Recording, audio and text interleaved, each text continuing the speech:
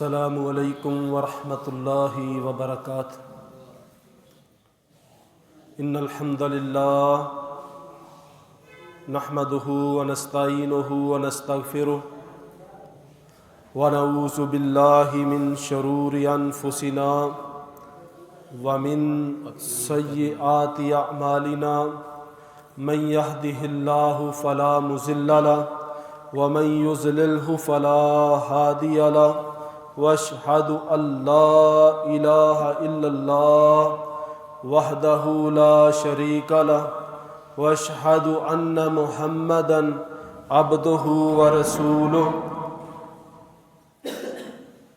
اما بعد فإن خیر الحدیث کتاب اللہ وخیر الہدی ہدی محمد صلی اللہ علیہ وسلم وبارک وسلم وصلی علیہ کل محدثۃ بدعہ وکل بدعۃ ضلالہ وکل ضلالۃ فی النار۔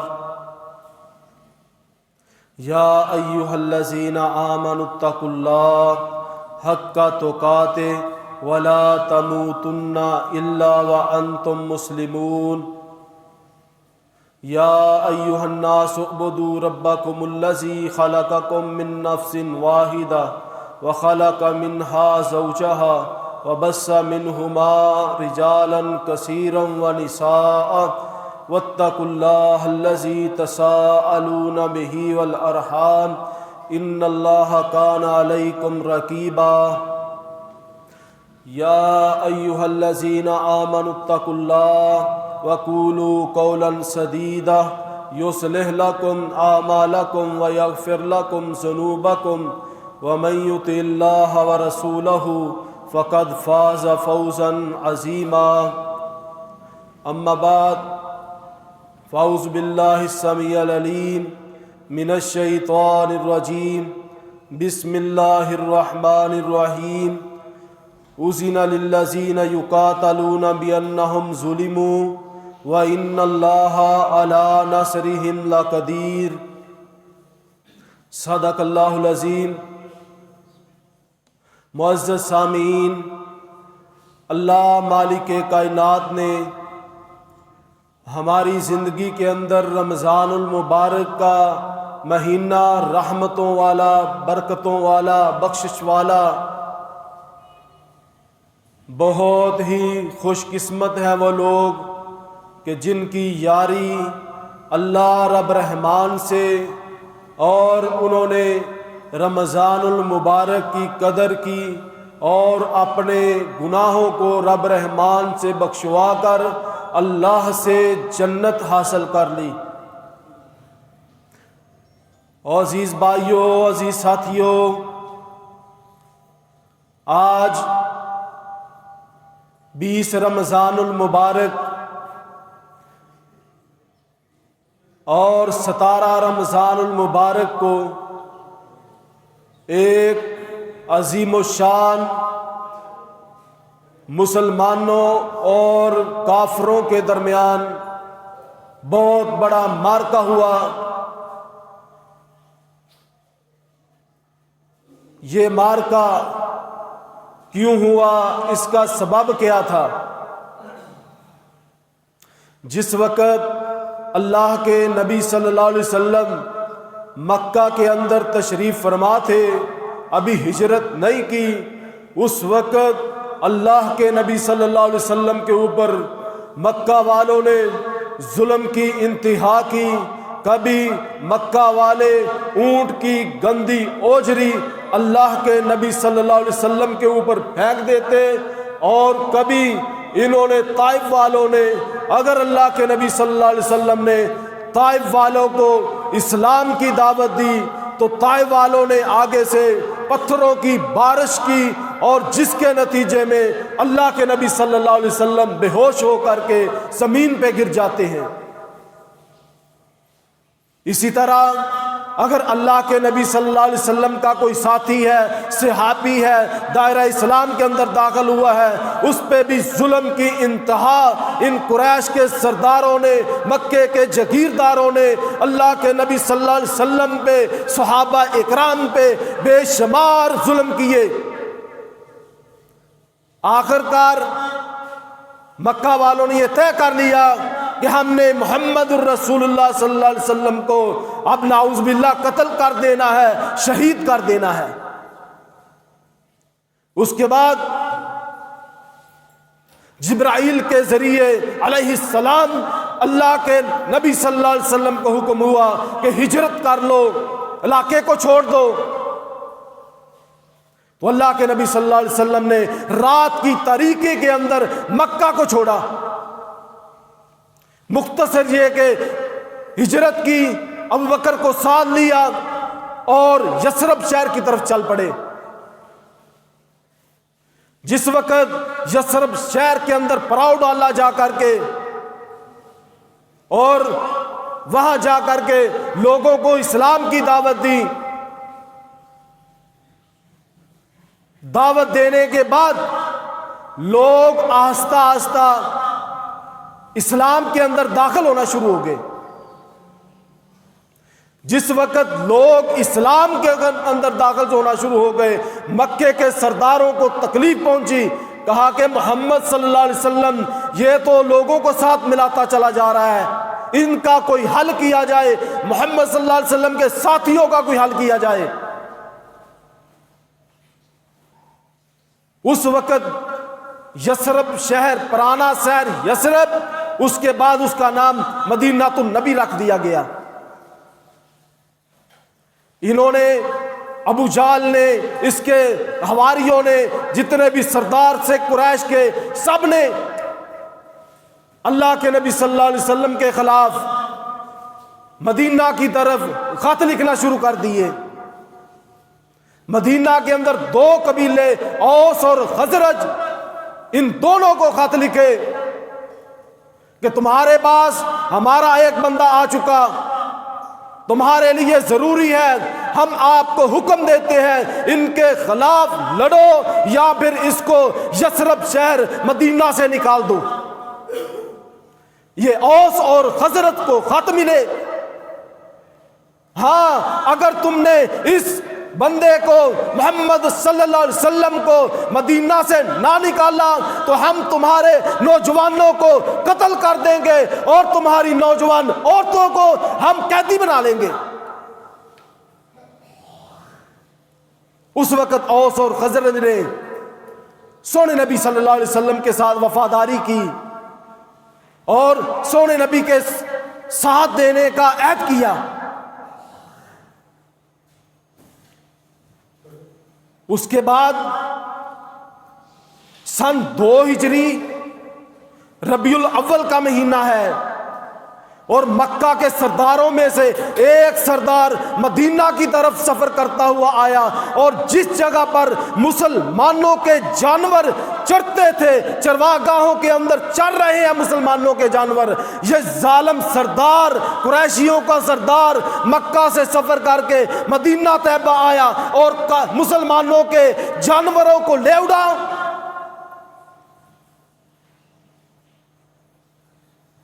اور قسم ہے اللہ کی، یہ مسلمانوں کو اپنی طاقت دکھا کر چلا گیا۔ 300 میل کا سفر طے کرتا ہوا مسلمانوں کے جانور کو چوری کر کے لے گیا۔ اس کے بعد اللہ کے نبی صلی اللہ علیہ وسلم نے صحابہ کرام کو جمع کیا، ان کے ساتھ مشورہ کیا کہ اس کا حل کیا کیا جائے، اور اس کے بعد حل یہ نکلا، 8 گروپوں کے اندر صحابہ کرام کو تقسیم کیا اور کہا کہ اب ہم اس کا بدلہ لیں گے، جو مسلمانوں کے جانوروں کو قریش کے سردار، مکے کے لوگ چرا کر کے لے گئے ہیں، ہم اس کا بدلہ لیں گے اب۔ اور عزیز بھائیو، اس کے بعد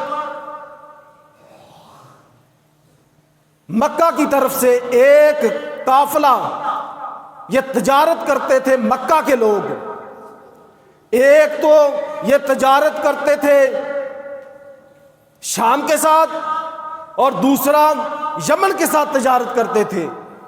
جس وقت گرمیوں کا موسم ہوتا یہ شام کے ساتھ تجارت کرتے، اور جب سردیوں کا موسم ہوتا یہ یمن کے ساتھ تجارت کرتے تھے۔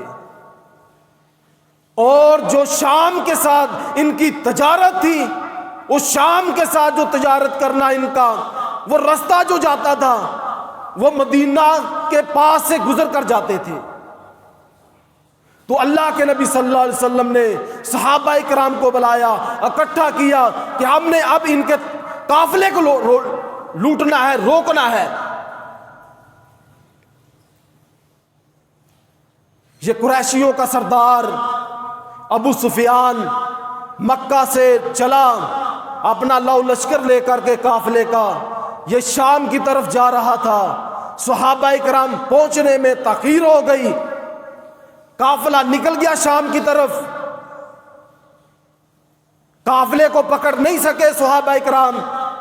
پھر سوچا جب یہ قافلہ واپس مکے کی طرف جائے گا ہم اس قافلے کے اوپر چڑھائی کر دیں گے، قافلے کا ساز و سامان لوٹ لیں گے، اپنے قبضے کے اندر لے لیں گے۔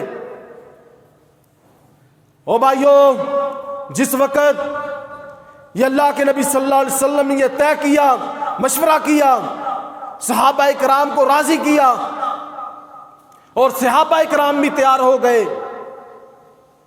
یہی خبر ابو سفیان کو شام کے اندر پہنچ گئی کہ اب نبی صلی اللہ علیہ وسلم کے سارے یار پوری تیاری کے ساتھ تمہارے قافلے کو لوٹ لیں گے، مدینہ کے قریب سے گزرو گے تو تمہارا قافلہ ادھر روک لیا جائے گا۔ تو ابو سفیان نے کیا کیا، فوراً ایک تیز ترین نوجوان کو تیار کیا، تیز ترین گھوڑا دے کر کے کہا جاؤ مکے کی طرف، مکے کے سرداروں کو کہہ دو کہ تمہارا قافلہ محمد کے ساتھیوں نے روکنے کا پورا بندوبست کر لیا ہے، تیاری پکڑو۔ اور یہ جو سامان تجارت کا تھا جس کی کمان ابو سفیان کر رہا تھا، 50,000 کم از کم دینار کے لگ بھگ یہ تجارت کا سامان تھا۔ ہاں اگر ویسے حساب لائیں 262 کلو سونے کی مالیت کے برابر یہ سامان تھا ان کے پاس۔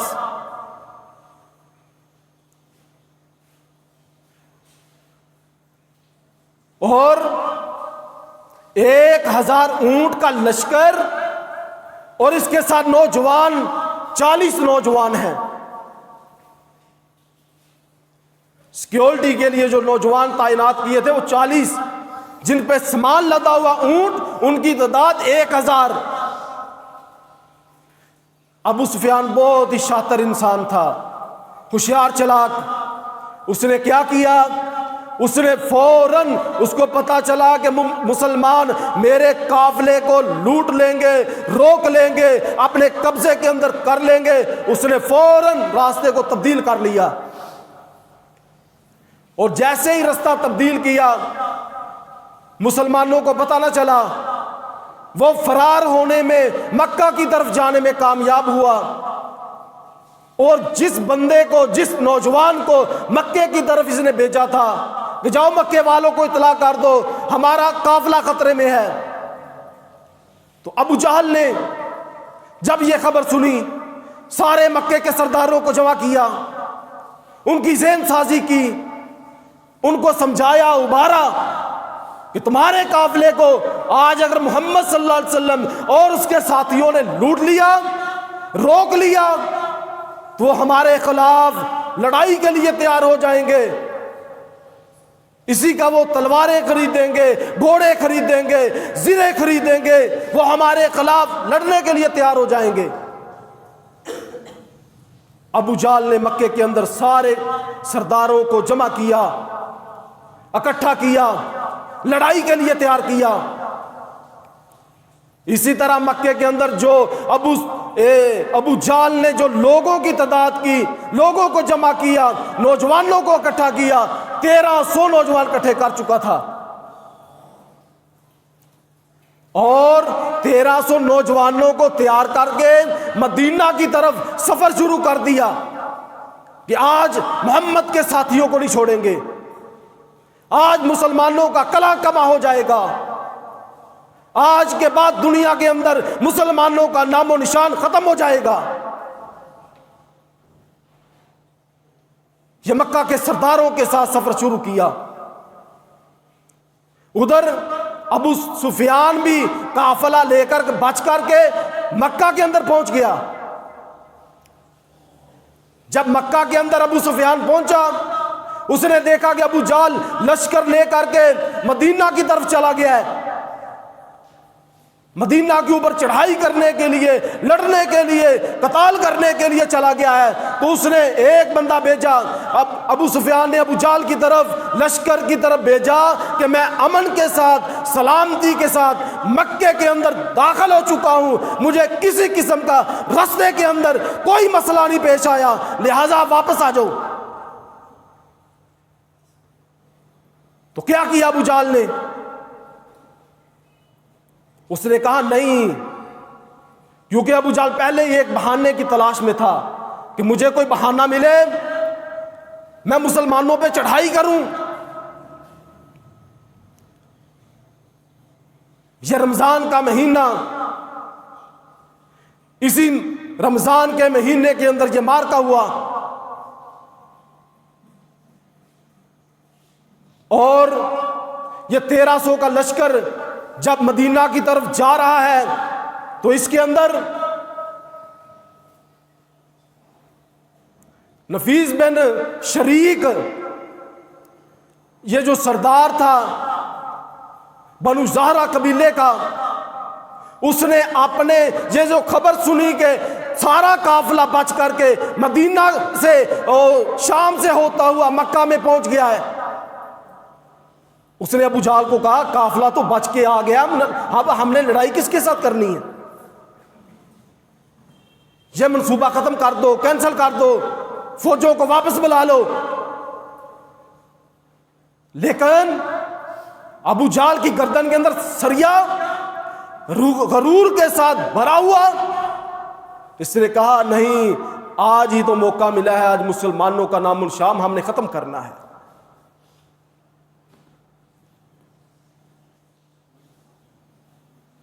تو اس نے جو بنی زہرہ کا سردار تھا قبیلے کا، اس نے کہا میں تمہارے ساتھ نہیں جاؤں گا۔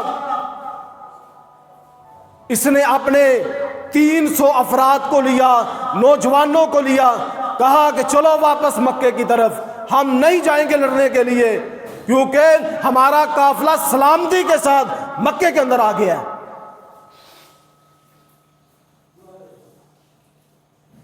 اس نے اپنے 300 نوجوانوں کو لیا، مکہ چلا گیا، اور بنو ہاشم قبیلے میں سے ان کا بھی یہی ارادہ تھا کہ ہم نے اب واپس جانا ہے، ہم نے مدینہ کی طرف نہیں جانا، مسلمانوں کے خلاف نہیں لڑنا اب۔ لیکن ابو جہل نے ورگلایا، ان کو سمجھایا، ذہن سازی کی کہ آج موقع ہے، آج محمد اور اس کے ساتھیوں کو قتل کر دیں گے، شہید کر دیں گے، ان کا نام و نشان ختم ہو جائے گا۔ عزیز بھائیوں، یہ باز نہ آیا۔ اس کے بعد اللہ رب رحمان نے عرش سے، آسمان سے ایک آیت نازل فرما دی، اذن للذین یقاتلون بانہم ظلموا وان اللہ علی نصرہم لقدیر۔ کیونکہ جس وقت سفر کیا تھا نبی صلی اللہ علیہ وسلم نے تجارت کی تھی، ہجرت کی تھی، مکہ سے مدینہ گئے تھے، اور مدینہ کے اندر قائم ہو گئے، اس وقت تک جہاد فرض نہیں ہوا، لڑنا، قتال کرنا، کافروں کے خلاف لڑنا، کوئی قتال نہیں۔ جب دیکھا کہ یہ باز نہیں آ رہے، تب اللہ پاک نے آسمان سے اجازت دے دی، کیا محمد صلی اللہ علیہ وسلم اذن للذین یقاتلون بانہم ظلموا، تمہیں اجازت دے دی گئی، تمہارے نوجوانوں کو، تمہارے بوڑھوں کو، بچوں کے اوپر ان کفار کے ظلم ہوئے، اب تمہیں اجازت ہے، اب تم نے ان کے خلاف لڑنا ہے، میدان سجانا ہے، ان کی گردنوں کو تن سے جدا کرنا ہے۔ یہ اللہ پاک نے آسمان سے قرآن نازل کیا، فرمایا وَإِنَّ اللَّهَ عَلَىٰ نَصْرِهِمْ لَقَدِيرٌ، فرمایا میں مسلمانوں تمہاری مدد کرنے پہ قادر ہوں۔ او محترم بھائیوں، جہاد لڑا جاتا ہے، ایمان کے ساتھ لڑائی کی جاتی ہے کافروں کے خلاف، جذبے اور ایمان کے ساتھ کی جاتی ہے۔ دیکھ لو مسلمانوں کی تعداد، دیکھ لو مکے کے مشرکوں کافروں کی تعداد، دیکھ لو مکے کے کافر 1000 کا لشکر ہے، اور جن کے پاس 1000 اونٹ بھی ہیں لشکر کے ساتھ ساتھ، 100 جنگجو گھوڑے ہیں، 600 زرے ہیں، تلواریں ہیں، یہ مسلمانوں کے خلاف لڑنے کے لیے آ رہے ہیں، اور سامنے سے مسلمانوں کے پاس کیا ہے؟ لڑنے کے لیے جنگجو 2 گھوڑے، مقابلے میں 100 گھوڑا۔ سونے نبی کے پاس اونٹوں کی تعداد کتنی ہے؟ 70 اونٹوں کی تعداد، مقابلے کے اندر 1000۔ نبی صلی اللہ علیہ وسلم کے پاس زیروں کی تعداد 6 اور مقابلے کے اندر 600، لیکن اس کے باوجود اللہ رب رحمان سے آسمان سے مدد کی، مسلمانوں کو فتح دی، اور ان کافروں کو، ان مکے کے چودھریوں کو اللہ پاک نے میدان بدر کے اندر شکست سے تباہ و برباد کیا۔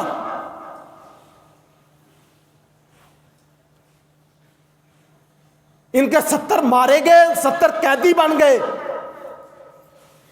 اور مسلمان 313، جن میں سے 12 مسلمان شہید ہوئے۔ اور اللہ پاک نے مدد کی مسلمانوں کی۔ کیوں مدد کی؟ مسلمانوں کے اندر قوت نہیں ہے چاہے، لیکن ایمانی قوت بہت زیادہ تھی۔ وہ آج کے مسلمانوں کی طرح نہیں۔ آج ہم بے حس قوم بن چکے، جہاں بھی مسلمانوں پہ ظلم کیا جائے، کشمیری مسلمانوں پہ ظلم کیا جائے، اور غزہ کی پٹی ساری تباہ کر دی، لیکن ہم بے حس ہیں، کوئی خبر نہیں ہم کو۔ جبکہ رب رحمان کا قرآن کہتا ہے انفروا ثقالا قاتلوا وجاہدوا فی اللہ۔ اللہ رب رحمان قرآن میں کہتے ہیں انفروا خفافا وثقالا وجاہدوا فی سبیل اللہ باموالکم وانفسکم ذالکم خیر لکم ان کنتم تعلمون۔ اللہ پاک فرماتے ہیں او مسلمانوں، تمہارے پاس طاقت ہے تب بھی، تمہارے پاس طاقت نہیں ہے تب بھی تم نے ان کافروں کے خلاف لڑنا ہے، تم نے ان کافروں کے خلاف جہاد کرنا ہے، تم نے ان کافروں کی گردنوں کو اتارنا ہے جو مسلمانوں پہ ظلم کریں گے، چاہے وہ فلسطین کے اندر مسلمانوں پہ ظلم ہو، چاہے وہ کشمیری مسلمانوں پہ ظلم ہو، ہم نے ان کا دفاع کرنا ہے۔ ہم تو بڑی جنگجو قوم،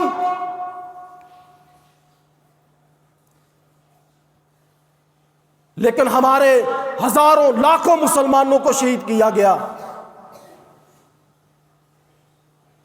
یہ چند مہینوں پہلے ہزاروں فلسطینیوں کو شہید کیا گیا۔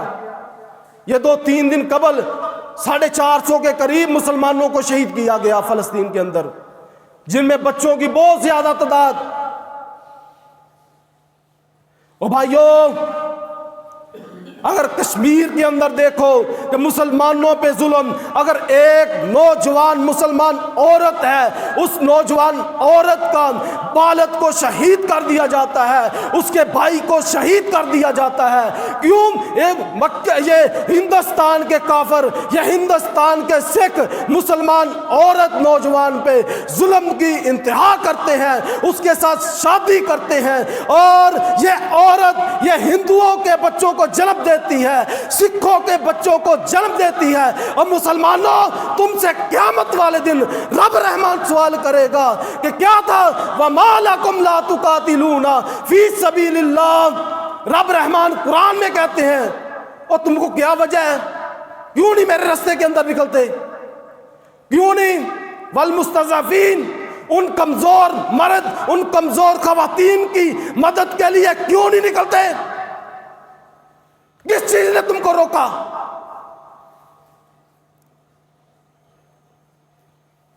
والمستضعفین من الرجال والنساء والولدان الذین یقولون ربنا اخرجنا ظالمی اہلها۔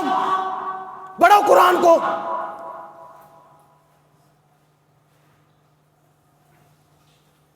وہ چھوٹے چھوٹے بچے رب رحمان کہتا ہے قرآن کے اندر، والمستضعفین من الرجال والنساء، مردوں کو شہید کیا جاتا ہے، اور عورتوں کو، والنساء، عورتوں کو بھی شہید کیا جاتا ہے، والولدان، چھوٹے چھوٹے معصوم بچوں کو شہید کیا جاتا ہے۔ یہ 3 دن قبل کی خبریں سنو، کتنے مسلمان فلسطین کے اندر بچوں کو شہید کیا گیا، چھوٹے چھوٹے معصوم بچے۔ والولدان یقولون ربنا اخرجنا ظالمی اہلها، یہ چھوٹے چھوٹے رب رحمان کا قرآن ہے، بچے کہتے ہیں، رب سے فریاد کرتے ہیں، یا اللہ اس بستی والے، یا اللہ ظالم ہیں، لوگ ہم پہ ظلم کرتے ہیں، یا اللہ اسرائیلی ظلم کر رہے ہیں، کشمیری پکارتے ہیں رب رحمان سے، یا اللہ ہم پہ یہ ہندو سکھ ظلم کر رہے ہیں، یا اللہ ہمارے بیویوں کی، یا اللہ ہماری بیٹیوں کی، ہماری بہنوں کی عزتیں محفوظ نہیں ہیں، یہ ظالم یہودی، یا اللہ یہ ظالم کافر، یا اللہ یہ ظالم سکھ ہماری عزتوں کو لوٹ رہے ہیں، ہماری نوجوان بیٹیوں کو زبردستی اٹھا کر کے لے جاتے ہیں، ان کے ساتھ زبردستی یہ سکھ یہودی صلیبی سارے شادیاں کرتے ہیں، یہ عورتیں ان کے بچوں کو جنم دیتی ہیں۔ اور مسلمانوں اور پاک وطن کے باسیوں، کیا قیامت والے دن کل کو میرا رب قیامت کو ہم سے سوال نہیں کرے گا؟ یا مسلمان کی عزت، چاہے وہ فلسطینی ہو، کشمیری ہو، وہ ہمارے لیے وہ کوئی اہمیت نہیں؟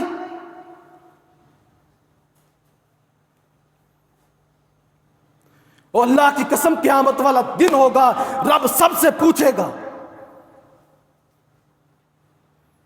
کہ تیرا مظلوم کشمیری، تیرا مظلوم فلسطینی، تو نے اس کے لیے کیا کیا تھا؟ یا پھر تم مومن ٹھگنا مسلمان رہا ہے؟ ان کے لیے کچھ آواز بلند کی؟ اور بھائی خود نہیں جا سکتا،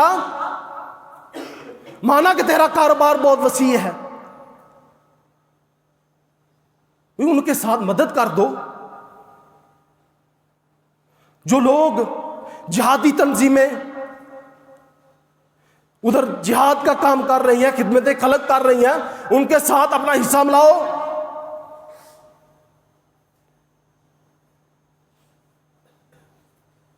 کیوں؟ اگر وہ قتل کرتے ہیں، اور مسلمانوں رب کا قرآن ہے، اگر وہ تمہارے مسلمان بھائیوں کو، بہنوں کو، عورتوں کو، بچوں کو اگر وہ قتل کر دیں، تمہارے اوپر فرض ہے ان کا بدلہ لینا۔ کیوں فرض کیوں ہے؟ رب کا قرآن ہے، یا ایھا الذین آمنوا کتب علیکم القصاص فی القتل۔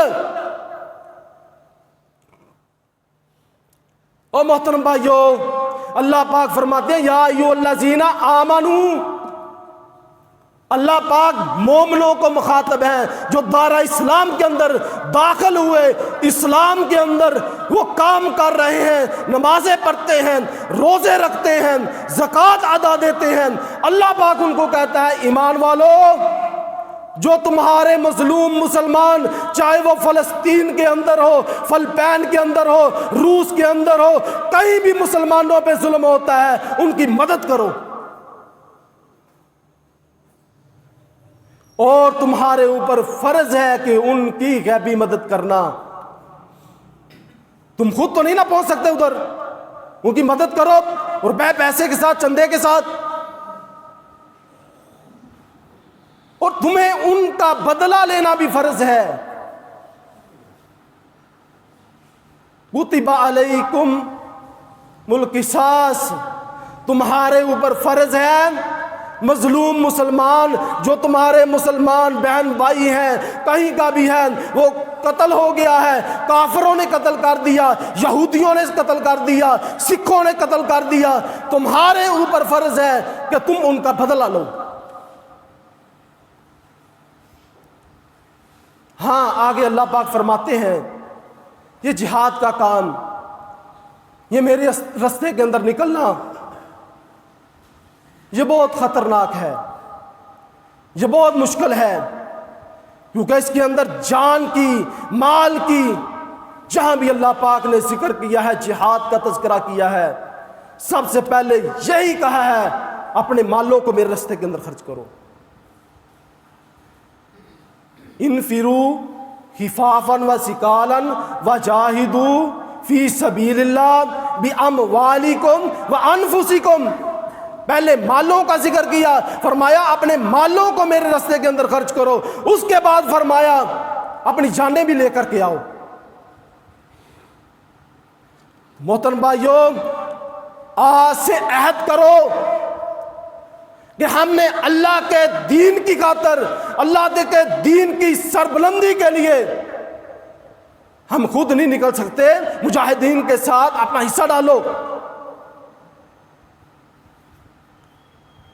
بخاری شریف کی ایک حدیث ہے، من مات لم یغزو ولم یحدث بھی نفسہ، جو کوئی بھی انسان ہے، ہر ایک مسلمان مرد پہ اللہ پاک نے سونے نبی پاک صلی اللہ علیہ وسلم کے ذریعے جہاد کی ٹریننگ فرض کی ہے۔